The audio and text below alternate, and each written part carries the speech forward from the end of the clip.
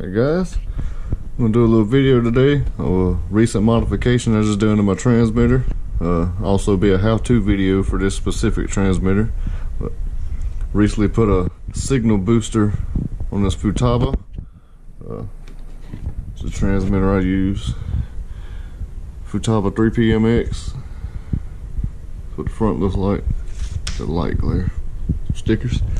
But I just recently done this. I did post it on Facebook, but thought I'd share it with everybody else. Most people that put these on mount them on the outside, which I don't like that very much. It makes the controller look goofy in my opinion. But so what I did is I mounted mine on the inside. It's very tight fit, but I did make it work. Can't do this with all controllers, but with the 3pm-x you can do it. You can see the antenna. That's the antenna for it.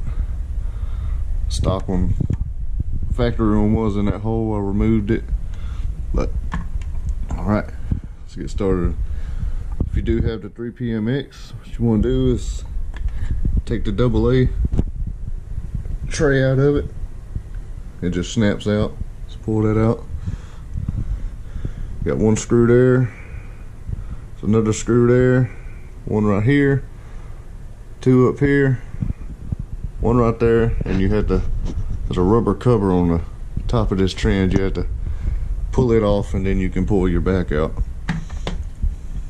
But go ahead and pop it open for you guys. Oh, I'm gonna take the antenna off.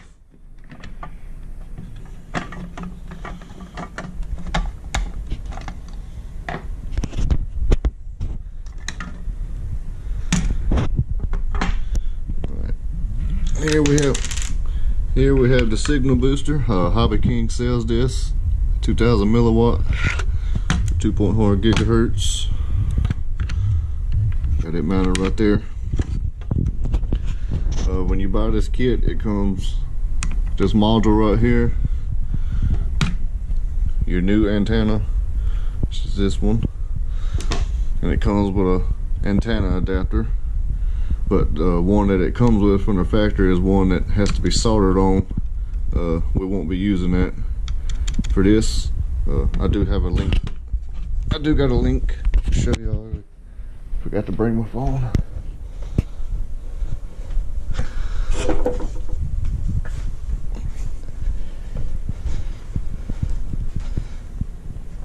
But here we go. If you do buy this kit for the Futaba, of course you get it from Hobby King, but the antenna adapter you need is this one. So I'm gonna get it to focus. Hopefully you guys can see that. But you'll need this adapter right here, which will make this conversion pretty much plug and play. Like I said, most people run an external power source to these when they mount them on the outside of their remotes. They have the battery pack taped to the side or velcroed, whatever your choice. But what I done was I tapped into the main power supply on this transmitter, because I don't use AA batteries no more. This is the battery I use to power my transmitter. Eternity 3S transmitter pack. Has plugs on it. It's a direct plug-in. All you gotta do is remove, like I said, remove the AA battery tray. Just stick this in there. That's pretty much it.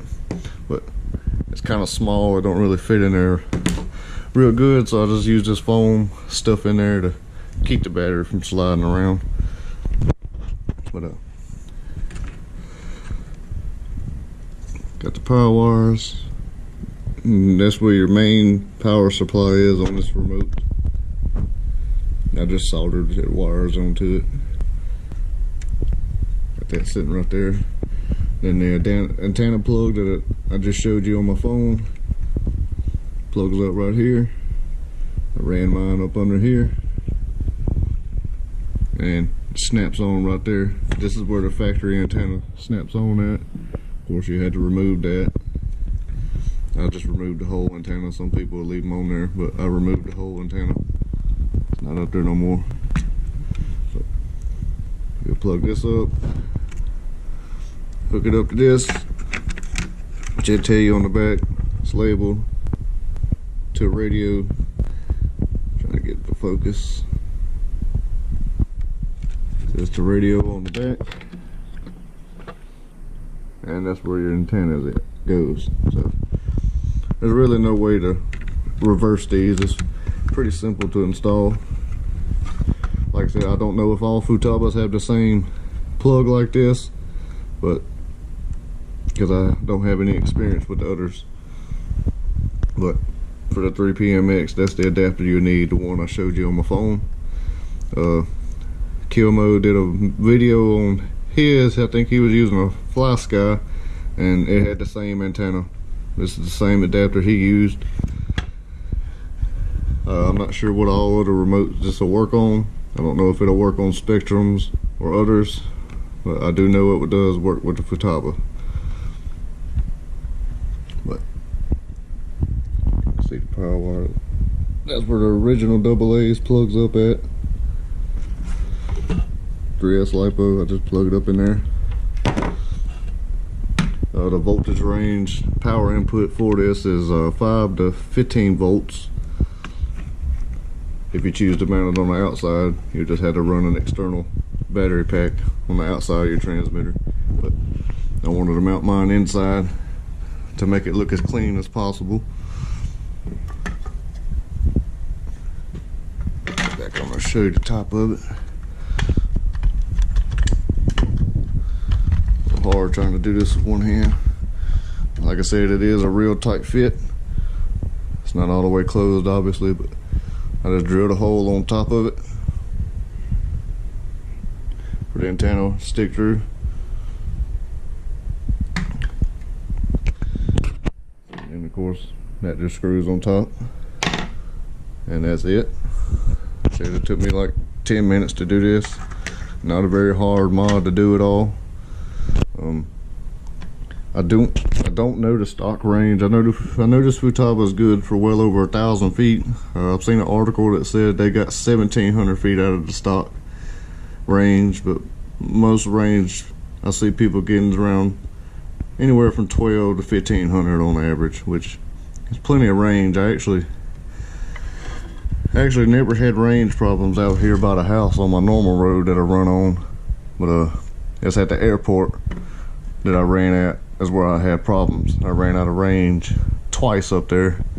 Actually, on that 138 video on 4S, I actually ran out of range and ran off the runway during that run. My friends at the end of the runway are the ones who went and got it out off the runway and out of the bushes and put it back on the road for me.